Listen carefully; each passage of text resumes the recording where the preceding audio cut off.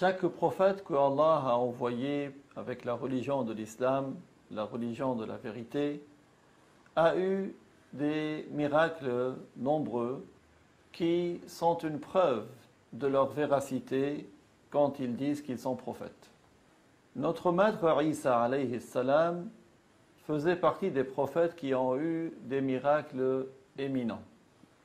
Et parmi les miracles de notre maître Isa alayhi salam, il y a le miracle de la table remplie de nourriture qui est descendue du ciel.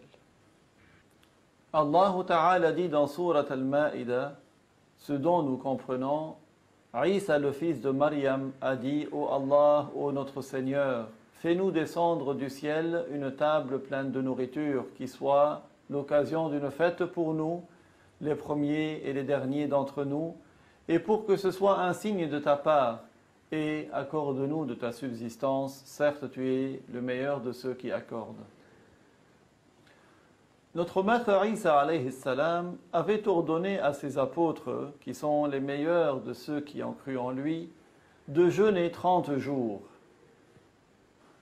Quand ils ont fini ce jeûne, ils étaient en compagnie de notre maître Isa dans une terre déserte. Et Isa, quand il se déplaçait, était accompagné par des milliers de gens. Certains étaient ses compagnons, d'autres étaient des gens qui espéraient des invocations de sa part, car ils étaient malades ou ils avaient des handicaps. D'autres, enfin, le suivaient pour se moquer et perturber les autres.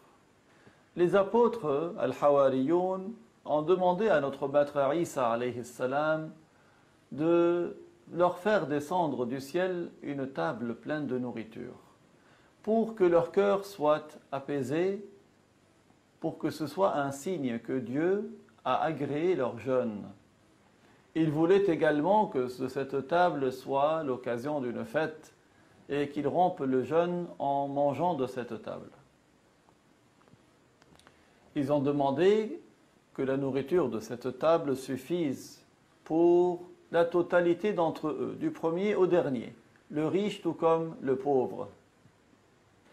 Mais notre maître Isa alayhi salam les a exhortés à ce sujet.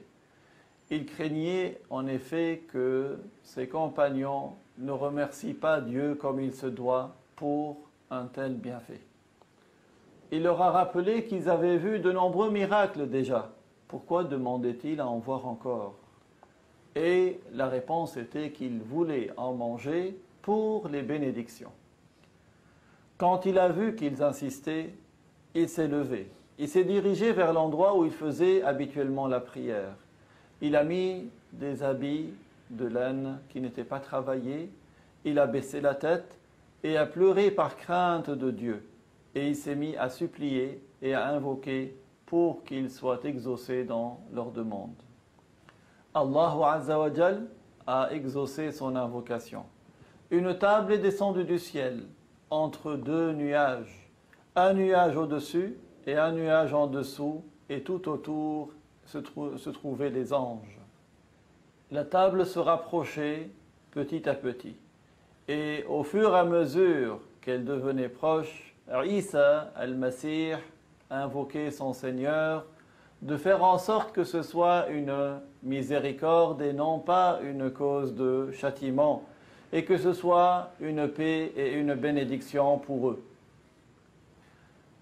Elle s'est rapprochée encore jusqu'à s'arrêter devant Isa alayhi salam et elle était recouverte d'une nappe.